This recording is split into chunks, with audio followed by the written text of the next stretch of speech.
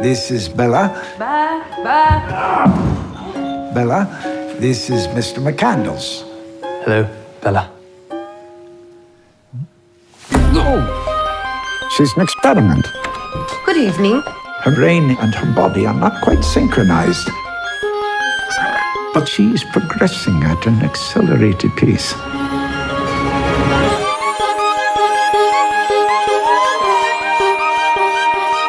Tell me, where did she come from? I shall. For it is a happy tale. I am Bella Baxter, and there is a world to enjoy, circumnavigate. It is the goal of all to progress, grow. A woman plotting her course to freedom. How delightful.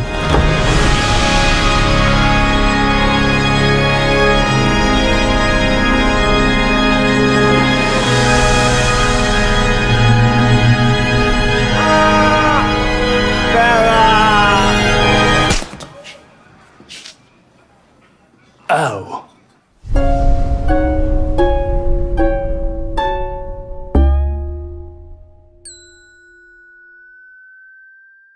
Boom, there you go. That was a trailer for Poor Things.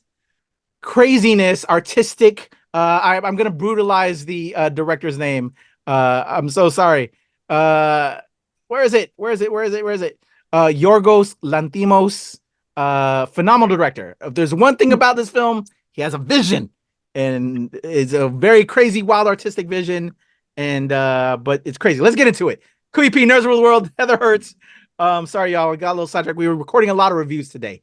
So we're gonna give our thoughts on this film. This is a wild story. It's about a woman who decides to, let go of the past. She falls off a bridge. We got Willem Dafoe finding the body of Emma Stone, who was the woman that fell off the bridge. Decides to put she's pregnant, decides to take the baby's brain and puts it into Emma Stone and has her as his experiment plaything, if you will. I don't know, but not really, because he can't down there, and has an assistant that helps him out. Ramy Youssef from which is also a great show, Ramy, check out his show. Great actor, comedian, is assistant. They eventually become an item, but then she doesn't want to become an item. And then we have Hulk comes in. Shout out to Mark Ruffalo. Mark Ruffalo's like, you need to see the world, and you need to be, let me take you out of here. And then they become an item. And then when that happens, that's the first time she has this happen. And then we go from black and white to full color, and just the world gets insane. It's so much bigger. And where do we go from here? I'm getting lost, Heather. I'm just listening. Keep going. And then she basically just, she learns more about herself, and just, she had a baby brain, literally a baby brain in her, but now she's growing and learning, and she's not a quote unquote poor thing anymore. And then when she learns about how the rest of the world is, and she sees how we treat some real poor things on this island, she wants to make a difference. So she gives away all of Hulk's money. And so he's doesn't have his Bruce Banner doc salary anymore, but he's really a lawyer in this situation. Mark Ruffalo will forever be Hulk, yo. So they become separate. Frankenhooker, aka Emma Stone, now decides to be a real hooker to get money to find her way back. And then we come to find out that she was married to this one guy, and so we get that backstory. And then we put it ends off, spoiler alert, putting brains into other things, animals. I'll leave it at that. There's the story. Emma Stone, Mark Ruffalo, Willem Dafoe, Ramy Youssef. Who's my man that was that helps her along? I forgot his name. I like that actor that like kind of wakes her up to. Yeah, that takes her to Egypt. Forgot his name. Phenomenal cast, y'all. And Emma Stone, she lets it all out there. Saw more of Emma Stone than I thought I was gonna see. Jerrod Carmichael, that's his name, from his show. It's a weird thing. When I was first told about this film, there was like it's a artistic. It's a, what do you call it? they were like they said it had Barbie vibes. It's like a new age Barbie, but in a different way. Exactly. It's because women are coming to themselves. Just because Barbie's now the new stepping stone where women come to themselves. Now everything where women find themselves is now Barbie. Yeah, somebody compare that to me, Heather. Okay. I'm throwing it to you. I was like, okay. What was your take on the story on Poor Things? So the story was originally, I don't know if any of y'all know, it's by Alistair Gray. The original story was written in 1992. It is a statement on it was trying to break the standards and high class and over bouginess of the Victorian England. And I think that they did a really good job at that. And they also had this really fun, I love the articles that I'm reading, because part of me when I was watching it was like, please, oh please say that this was not related to anything AI, because it kind of had some AI feels at that point, at certain points, especially when they're on the boat. But what I loved about so many of the articles that I read about this film is that it gives AI a run for its money, because what you have is you have true art, and what also says that, you know, AI is getting a little bit too good for its own britches, but you have incredible art, you have incredible scenery, you have incredible just sets and beautiful situations. The movie was beautiful. Mark Ruffalo, darling, you and I need to have a conversation about keeping accents. But other than that, yeah, is he British? Is he French? Is he American? I'm going to stand. I know I never stand on soapboxes. I actually haven't stood on a soapbox in a really long time. But it is okay to not use an accent. It is okay. I can't remember who said it. Oh, it was Taika Waititi. He has admitted that he is not good at doing accents. So what does he do? He uses his own. If you cannot do it, and even if you have a coach who is trying to get you there, it is more authentic to be who you are and change the character slightly than making yourself sound like a British, French, American guy who changes his accent 14 times. I'm sorry, Mark. Love you, appreciate you, but it's okay. It is okay for you to do that. When it comes to the film, though, one thing that, and it was definitely a big part of it, and I think this is where the Barbie reference is, which, other than the Apple situation, I don't understand the Apple thing, but besides the point, when she came into herself, when she learned about masturbation, when she learned that she appreciates sex, she became her own woman. And that's something that I think a lot of people might reference Barbie with. I don't know. There are two entirely different films. That's like, do not compare Wonder Woman and Captain Marvel. They are two entirely different characters in different genres. Poor Things and Barbie are two entirely different films. There is no relation. There might be some weird similarities, but that's kind of it. However, I will say this, and I will say this to any film, when a movie just is too much sex, sometimes it can get a little bit boring. Yeah, because it was kind of, I wouldn't say gratuitous, but like, it was repetitive. It was constant. I honestly, if they had reduced the amount of sex scenes with Ruffalo and gave us, like, they just kind of hinted more at, hey, let's have sex in a bedroom, but they kind of skipped over it, I would have loved it a lot more. Because honestly, when she becomes a whore, when she becomes a sex worker, that actually really defines a lot of who she is. It helps redefine who she is. It helps her know herself better. She gets to learn more about her sexuality, more about her body. She gets to learn more about people. She becomes a smarter human being as a prostitute.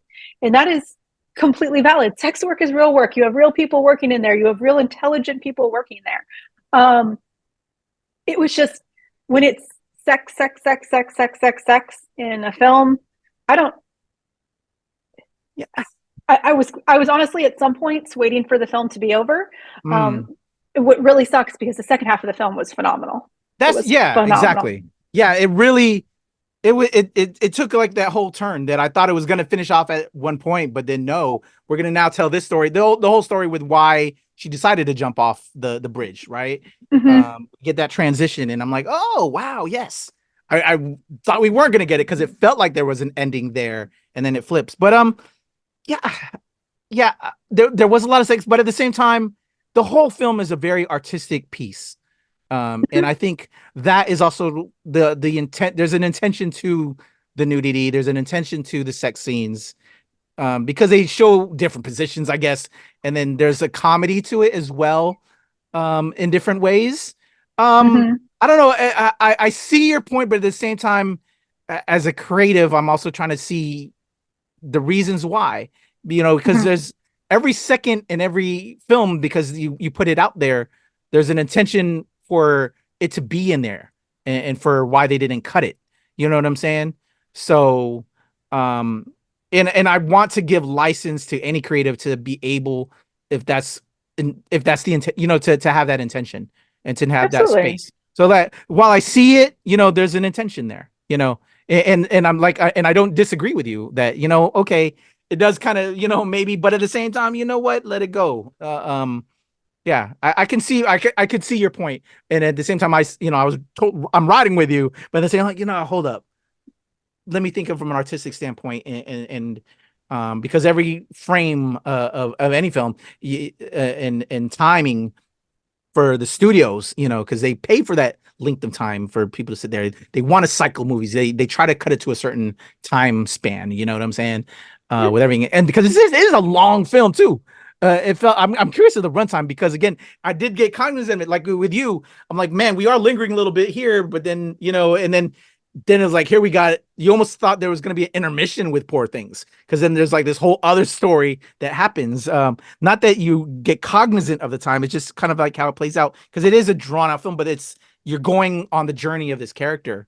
And yeah, so I guess let's kind of close it out with the review, Heather. Again, sure. Phenomenal acting. I don't, for me, I think phenomenally cast, well acted. Emma Stone was also a producer on this. This was really a pet project for her, and she shined in this, and everybody involved. And every frame of this film, like, I was when you brought up AI, I'm like, I don't think it was AI, but then I could see how you could say AI in respects, because they were just very artistic. They use a lot of different camera lenses, which as a film creator, I'm like, oh, they did like a fisheye. Then they kind of brought a different kind of a lens, and then just the set design, costume design, just like a very inspiring, creative film. I love that they went from black and white to full color to kind of show the birth of, of woman here. Hear me war. She just came out of an amazing sexual experience. Now I'm seeing all the world in full color. I think we all experienced that the first time we had. Well, I don't know. I was speaking from, like, women and men are very different. Life. Men are very different. So, I think that journey was done really well, and just everything. Bravo on Poor Things. I don't know if it beats Barbie. If we're comparing, and again, that Barbie comparison also killed me. But, in a voting year right now with this running against Barbie, I loved Barbie a hell of a lot more. This is a good film. Not saying this was a bad film, but I don't know, if we're talking women empowerment films, I'll take Barbie over Poor Things. But this not that Poor Things is slacking, but just I think Barbie said more in a lot of ways. But I enjoy this film. How about you, Heather? Barbie is more of Barbie is more of a societal understanding of a group of people, primarily those people with uteruses, or the people who identify as women. Versus this film is more of a coming of age movie, where a woman is taking control of her life as she learns more and more about life. Well, those are two very, very, very different storylines. I understand from a competitive angle, you just got to compete, like from a critic's choice kind of point of view. But it's okay. We don't have to compare. We do not have to compare. There are two different films. I would agree, though, if you're just talking like movie to movie, Barbie does make a much louder statement than this one did. I loved Willem Dafoe. He was amazing.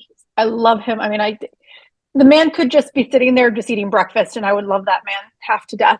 And he does eat breakfast quite a few times in this movie. But did you ever see, I'm sorry to cut you off, but we even had a whole film, I want to say last year, of him just stuck in a high rise. In a room. He was just in a room. It just yeah. And we just watch him. We literally watch him eat and go to the bathroom. Good. Like, yep. I will watch Willem Dafoe do anything. Absolutely. Absolutely. I will watch him reading the newspaper on a Sunday with absolutely nothing else to do. Emma Stone was wonderful. I'm so glad that it also felt like this was kind of power move for Emma Stone, finally taking control of her own film career. I cannot wait for her to do more stuff. Once again, Mark, sweetheart, we need to chat about the accents. But other than that, he definitely took his role very seriously and was great. I loved, other than the pacing, once again, just as an example, for those early scenes, she could have had that really great sex scene, and then they could have used sex as more of a statement of what it's for. Oh, you use sex to break bad moods. You use sex to do this. You use sex to do that. You can have sex without this stuff, but you don't need to see it for 15 minutes every single time. Other than that pacing at the beginning, the film was strong. It's unfortunate that you have to kind of get to the really, really good stuff. But I loved the ending. The ending was good. Yeah, I did feel like it was two different films though at some point. So yeah, it kind of, yeah. What do you think of and are you familiar with Ramy Youssef? Ramy played Dafoe's assistant. And have you ever seen Ramy the show? He looked familiar. I've not seen Ramy, but he looked very familiar. So I probably like seen trailers and stuff for it. Okay. He was really fun. I don't deny that I think that they limited his yeah, he didn't get his character. Much. Yeah. But you had for the most part an incredibly strong cast that through this film could prove that they can do almost anything. You have great talent that are doing very goofy things, but they're doing it in a very professional, serious way, and that says a lot about these actors. And I'm talking about every single one, including the older woman. I'm sorry, I don't remember her name, on the boat. She was probably my favorite character, though. Oh, even I don't remember her name. The madam too that Emma worked for. Oh yeah, there's a great bunch of and interesting looks, which I also appreciate. You know what I'm saying? The world doesn't all look like, the Hollywood standards. You know what I'm saying? No. Blonde, blue-eyed, all of that. There's a lot of very interesting, and I love that, creatives and casting are showing more of the world and society. We all aren't cookie cutter ways in the way we look and everything. And so, yeah, a great, beautiful film. Well said, Heather. Yeah, absolutely. All right, y'all. Poor Things, I believe. Do we know if it's streaming? I'm sorry. No, it is available to stream. I believe you can buy it on Amazon. In a couple of places. It's not in the cheap range though, so I think it's $19.99 on Amazon right now. All right, and I just looked on IMDb. As of this recording, it's in theaters right now. Probably, probably still be like maybe a week or two as of this release when we put this review out there. But if you like to stay home and you want to be at home and watch it at your leisure, like Heather said, it's available, y'all. But there you go. Those are our thoughts. Thumbs up for me. Recommend. Check it out. Poor Things, Emma Stone, very artistic. If you're a creative cat, you will definitely be inspired by this film. Heather Hurt, your boy Kuya P, Nerds Rule the World. Poor Things, go check it out, y'all. Peace.